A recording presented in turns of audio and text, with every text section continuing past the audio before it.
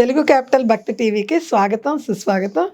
ఈరోజు మనతో శివకామేశ్వరి ఆనందమయి అమ్మ ఉన్నారు. శ్రీ శివకామేశ్వరి ఆనందమయి గారు నమస్కారం అండి. నమస్కారం శ్రీలక్ష్మి గారు.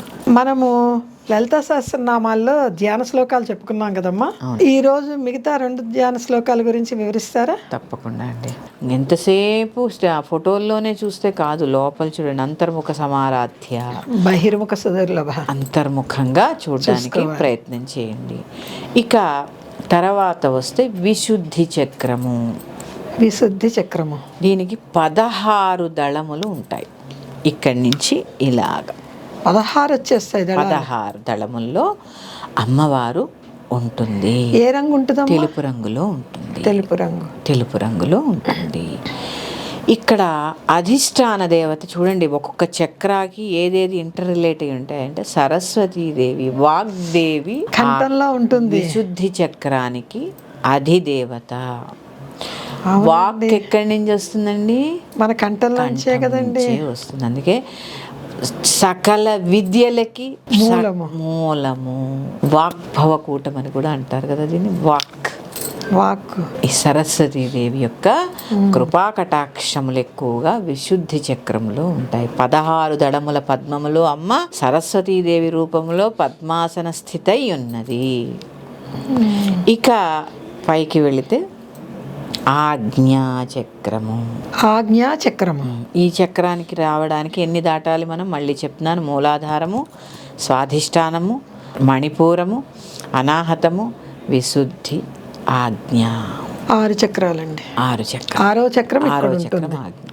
ఇక్కడ 2 ఉంటాయి దళములు. ఇక్కడ వారాహి అలాగే శివుడు కొలువై ఉంటారు. శివస్వరూపిణిగా అమ్మ. వారాహి శివుడు. అంటే ఇక్కడ అమ్మ స్వరూపాన్ని చెప్పుకుంటే ఆజ్ఞాచక్రానికి అధిపతి వారాహి, అలాగే శివుడు. ధ్యానముద్రలో శివయ్య ఉంటాడు. 3వ కన్నండి. అంతే, 3వ కన్ను. ఇక్కడ మనము ఈ ఆజ్ఞాచక్రము మన సాధనలో ఏం తెలుపుతుంది అంటే, కొంతమంది చూడండి ఎవరినైనా చూడగానే చెప్పేస్తూ ఉంటారు. వాళ్ళకి ఇప్పుడు ఏమన్నా జరుగుతుందా చెప్పగలరా అంటే చెప్తూ ఉంటారు కొంతమంది. ఎందుకు అంటే ఈ ఆజ్ఞాచక్రం ఓపెన్ అవ్వడం వల్ల చూడగానే ఆ భవిష్యత్తు కొంత తెలుస్తుంది. కానీ మనం అక్కడే ఆగిపోయాం అనుకోండి, సాధన అంతా కూడా ఇన్ని చక్రాల సాధన గంగపాలు. ఎందుకంటే నీకు అవే కావాలంటే నువ్వు అక్కడే ఉండిపోతావు. ఎందుకంటే ఇంకో చక్రం ఉందిగా. చాలా మంది ఇక్కడికే ఆగిపోతారు. అవును, జ్యోతిష్యులు కాదు, సాధనలో చాలా మందికి కొన్ని విషయాల్లో చేసే వాళ్ళకి, కుండలిని యోగ చేసే వాళ్ళకి తెలుస్తుంది. సాధనలో ఇక్కడికే ఆగిపోతారు. ఎందుకంటే అన్నీ తెలిసిపోయిన గర్వం, ఈ అహంకారం పతనం చేస్తూ ఉంటుంది. ఎందుకంటే అసలైన చక్ర దగ్గరికి వెళ్ళలేరు, అసలైన స్థితి తెలుసుకోలేరు. ఇది ఆజ్ఞాచక్రం. ధ్యాన చక్రం, ఆజ్ఞాచక్రం ఎప్పుడు ఎలా ఉంటుంది? వేడిగా ఉంటుంది. అందుకే తిలకాన్ని ధరిస్తూ ఉంటాం. చల్లగా ఉండడానికే పెట్టుకుంటూ ఉంటాం, కుంకుమ ధరిస్తూ ఉంటాం. ఇది ఆజ్ఞాచక్ర పద్మంలో అమ్మ శివస్వరూపిణిగా కొలువై ఉన్నది. ఇక్కడ 6 చక్రాలు అయ్యాయి. ఇక అసలైన చక్రం చెప్పలేదండి. Velvet colour, purple colour. తెలుపు కలర్, వైలెట్ కలర్ అనుకోండి. వైలెట్ లైట్ లెవెండర్ కలర్ అనుకోండి. ఇక్కడి నుంచి సహస్రార. లెవెండర్ అంటే ఉదారంగు అన్నట్టు అండి. ఉదారంగు కాదు, వంగ పువ్వు రంగు అనుకో. వంగ పువ్వు రంగులో ఉంటుంది. కరెక్ట్, వంగ పువ్వు రంగు. ఇక అక్కడ నుంచి సహస్రార చక్రములో అనేక దళములలో ఇక్కడ నుంచి లెక్క చెప్పాను నేను. ఒక్కొక్క చక్రానికి, ఒక్కొక్క పద్మానికి ఎన్ని దళములు ఉన్నాయో చెప్పాను. సహస్రార చక్రం దగ్గరికి వెళ్ళేసరికి అమ్మ అనేక దళములలో, సహస్రారము, సహస్రకమలము, ఇదే సహస్రకమలము, 1000 దళములలో అనుకోండి.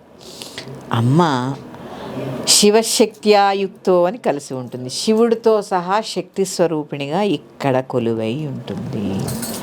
అంటే ఎక్కడ నుంచి మనం ధ్యానం మొదలు పెట్టాలండి? గణపతి నుంచి మొదలుపెట్టి, మూలాధారం నుంచి మొదలుపెట్టి, స్వాధిష్టానం, మణిపూరం, అనాహతం, విశుద్ధి, ఆజ్ఞ దాటి అమ్మని ఇంత ధ్యానిస్తూ ఉంటే కనిపిస్తుంది. అందుకనే పుట్టినప్పుడు చూడండి అమ్మా, పిల్లలకి మాడు కొట్టుకుంటూ ఉంటుంది, చాలా పల్చగా. ప్రాణవాయువు అక్కడి నుంచే వెళ్తుంది కూడానండి. ప్రాణవాయువు అక్కడి నుంచే వెళుతుంది. ఇది ఓపెన్ ఉన్నప్పుడు అంతా జ్ఞానంగా ఉంటారు పిల్లలు, చంటి పిల్లలు. అన్ని దేవుళ్ళు కనిపిస్తుంటారు, అది ఇది అంటుంటారు కదా, నవ్వుకుంటూ ఉంటారు, వాళ్ళకి వాళ్ళే నవ్వుతూ ఉంటారు, వాళ్ళకి వాళ్ళే ఆడేసుకుంటూ ఉంటారు, జ్ఞానంతో ఉంటారు, జ్ఞానంతో ఉంటారు. ప్రాణవాయువు అక్కడి నుంచే వెళ్తుంది కదా. అందుకే కుండలిని అమ్మ లోపలికి ఇట్లా వచ్చేసి ఇడా పింగళ నాళ్ళు, ఇడా పింగళ మధ్యలోది సుషుమ్నా నాడి ద్వారా వచ్చేసి లోపల కుండలిన చుట్టుకు పడుకుంటుంది. అమ్మని మనం లేపి మళ్ళీ ఈ శక్తిని లేపి శివుడితో కలపాలి. ఇదే కుండలిని. ఎంత అద్భుతంగా చెప్పారమ్మా. మనలో ఉన్న అమ్మని ఇలా లాక్కుంటామా, కింద ఉన్న అమ్మని పైకి తీసుకెళ్తామా అనేది మన ఇష్టం. ఇక్కడ ఉంది, ఇక్కడ ఉంది, ఇక్కడ ఉంది, మూలాధారంలో ఉంది. మనలో ఉన్న అమ్మని ఇలా తీసుకెళ్తామా, ఇలా తీసుకొస్తామా? పైకే తీసుకురావాలి కదా. పైకే తీసుకురావాలి. మనం పైకే ఎదగాలిగా. ఇప్పుడు పైకే ఎదగాలి కదా. ఆల్రెడీ ఉంది పైన అమ్మ. మనం వెళ్ళి అమ్మలో కలవాలి. అంతర్ముఖం అంటే అంతర్ముఖంలో ఈ విధంగా మీరు వర్ణిస్తాము, చాలా అద్భుతంగా ఉంది. జీవాత్మ పరమాత్మలో లీనమవడం అంటే పరమాత్మ సహస్రార చక్రంలో ఉన్నారు.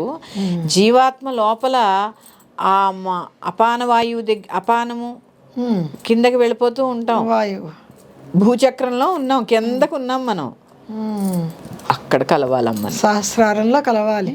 జీవాత్మ పరమాత్మలో లీనమవడమే కుండలిని సాధన. ఒక్కసారి చక్రాలన్నీ చెప్పండి అమ్మా. మూలాధార చక్రము, స్వాధిష్టాన చక్రము. మూలాధార చక్రంలో 4 రేకులతో గణపతి స్వరూపిణిగా అమ్మ కొలువై ఉంటుంది. స్వాధిష్టాన చక్రంలో 6 రేకులతో అమ్మ బాలాస్వరూపిణిగా, బాలా త్రిపుర సుందరిగా, అలాగే విష్ణు స్వరూపిణిగా ఉంటుంది. తర్వాత మణిపూర చక్రంలో అమ్మ 10 రేకులలో 10 రేకుల పద్మంలో చండిగా ఉంటుంది. తర్వాత అనాహత చక్రంలో అమ్మ ఆకుపచ్చని 12 దళముల పద్మంలో రాజశ్యామలగా, అలాగే కృష్ణస్వరూపిణిగా ఉంటుంది.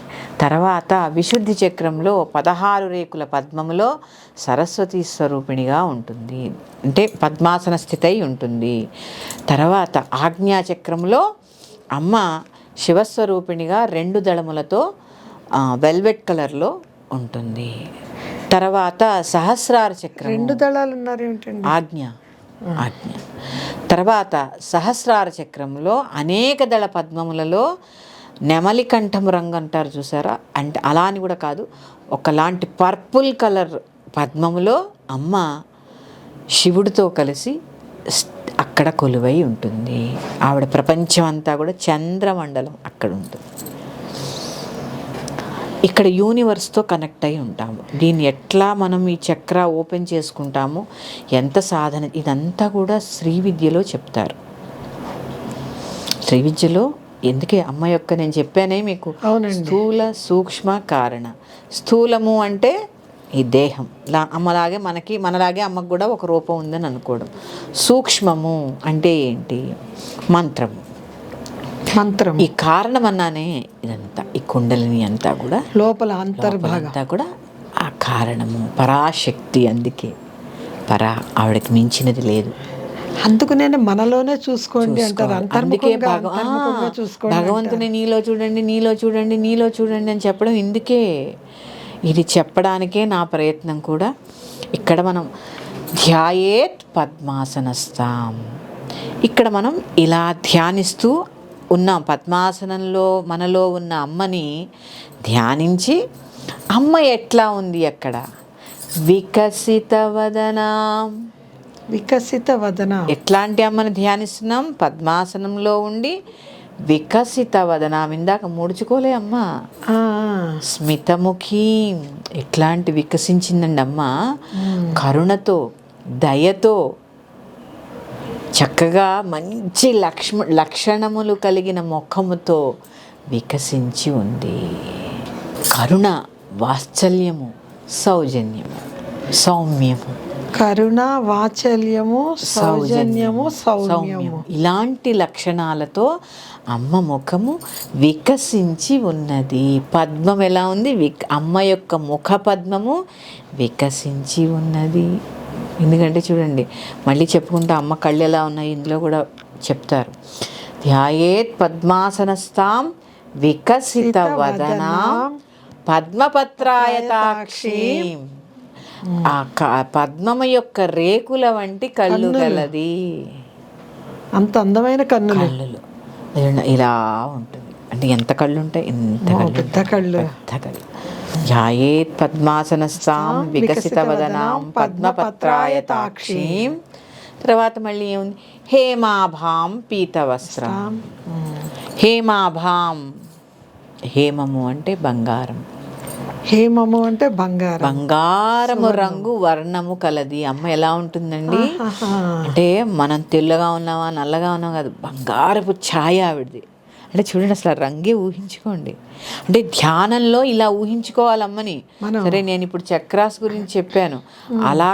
అలా చేసుకుంటూ ఎట్లా ధ్యానించాలి? పద్మాసనంలో కూర్చుని వికసించిన వదనము కలదై చక్కగా బంగారు రంగు శరీరపు ఛాయతో, హేమాభాం బంగారపు రంగు శరీరపు ఛాయతో. తర్వాత పీతవస్త్రాన్. పీతవస్త్రము అంటే కొందరు పసుపు రంగు అంటారు, కొందరేమో పట్టు వస్త్రము అంటారు. బంగారు రంగు వర్ణములో ఉండి పీత వస్త్రాల్ని ధరించి, మనం పసుపు అనుకోండి, పసుపు రంగు చీర ధరించి. అది చూడండి, అసలు అంటే ఆ కాంతి చూడండి ఎలా చెప్తున్నారు, అమ్మవారి యొక్క కాంతి. మరి పసుపు రంగు అంటే గోల్డ్ కలర్ లో మెరిసిపోతూ ఉంటది కదండి అసలు. ఆ పసుపు రంగు చీరకి గోల్డ్ బోర్డర్ వస్తే ఎట్లా షైన్ అవుతూ ఉంటుంది. అట్లా అంతగా హేమాభాం పీతవస్త్రాన్ కరకలితల సద్హేమ పద్మాం వరాంగి. మళ్ళీ ఏం చేసింది చూడండి, ఇక్కడ బంగారం అంటే ఏంటో చెప్తాను. చేతిలో బంగారు రంగు పుష్పం ధరించింది. చేతిలో బంగారపు వర్ణపు పుష్పం పద్మం, బంగారు రంగు పద్మాన్ని ధరించింది. అంటే చూడండి, నేను అమ్మవారి యొక్క మొదటి ధ్యాన శ్లోకాల్లో అమ్మవారి యొక్క తత్వ విచారణలో ఆ లక్షణాలన్నీ కలిపి బంగారం లాంటి పద్మాన్ని ధరించింది. అమ్మ ఎంతో శ్రేష్టమైన దివ్యమైన శరీరాన్ని కలిగి ఉంది అని చెప్తున్నారు ఇక్కడ. శ్రేష్టమైన దివ్యమైన శరీరాన్ని అంటే ఇక్కడ మనం చెప్పాను, అమ్మది ఈ పాంచభౌతిక శరీరం కాదు, అది దివ్య శరీరం. మనల్ని కూడా అమ్మ అలా తయారు చేయడానికే మనలో ఇంత సాధన పెట్టింది. అంతర్ముఖంగా ఇంత ఉంది.